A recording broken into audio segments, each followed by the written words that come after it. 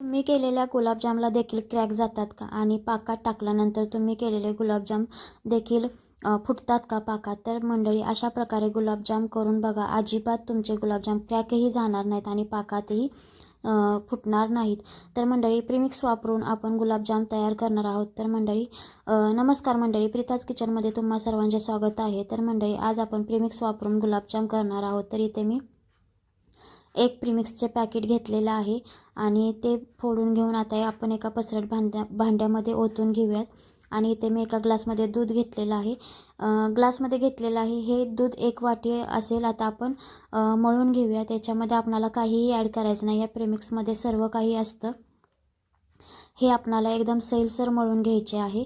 आणि मळून घेतल्यानंतर 10 ते 15 मिनटं पीठ ते तसंच भिजत ठेवायचे आहे, जेणेकरून गुलाबजामला क्रॅक जात नाही. जर तुम्ही मळून लगेच करायला घेतलं तर त्या गुलाबजामच्या पिठाला क्रॅक जातो. आणि आपण जसं की गव्हाचं पीठ मळतो तसं याला मळायची गरज नाही. फक्त याचं बाइंडिंग व्यवस्थित यावं असं याला मळून घ्यायचं आहे आणि याला 10-15 मिनटं भिजत ठेवायचं आहे. इथे मी पीठ मळून घेतलेलं आहे आणि आता त्याला आपण एक 10-15 मिनटं भिजत ठेवूयात. ते मी 1 वाटी दूध घेतलेलं होतं. त्यातलं फक्त 2 चमचेच दूध राहिलेलं आहे. बाकी सर्व दूध आपण पीठ मळण्यासाठी घेतलेलं आहे. तर आता हे आपण 10-15 मिनटं ठेवून झाल्यानंतर आता याचे आपण गोळे तयार करायला घेऊया. तर तुम्हाला इथे दिसत आहे पीठ चांगलं भिजलेलं आहे आणि पिठाचा गोळा एकदम सैलसर तयार झालेला आहे. तर आता आपण याचे गोळे तयार करून घेऊयात.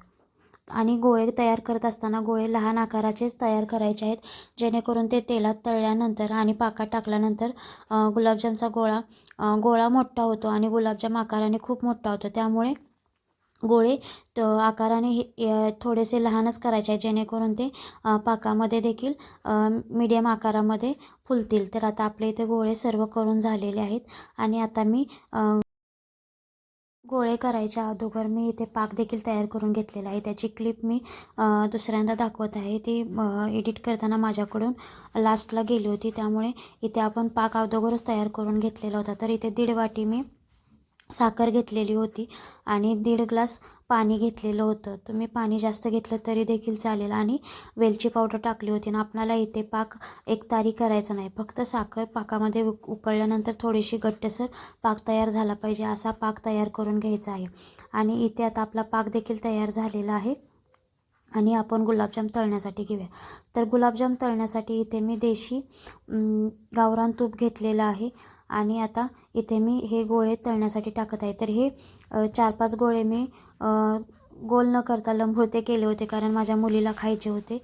आणि बाकीचे सगळे गोल केले होते. तर आता आपण हे सगळे गुलाबजामचे गोळे तळून घेऊयात. आणि जर इथे पाक देखील तयार झालेला आहे. जर तुम्ही केलेले गुलाबजाम पाकामध्ये जर फुटत असतील तर एक गोष्ट नेहमी लक्षात ठेवायची, पाक आपणाला पूर्णपणे थंड करून घ्यायचा नाही आणि गुलाबजाम देखील पूर्णपणे थंड करून घ्यायचे नाही. दोन्ही मीडियम असे गरम असतानाच गुलाबजामचे गोळे पाकामध्ये टाकून घ्यायचे आहेत, जेणेकरून गुलाबजाम पाकामध्ये फुटत नाहीत. तर मंडळी, अशा प्रकारे गुलाबजाम करून पहा, तुम्हाला देखील आवडतील. आणि हा व्हिडिओ तुम्हाला कसा वाटला कमेंट करून नक्की सांगा.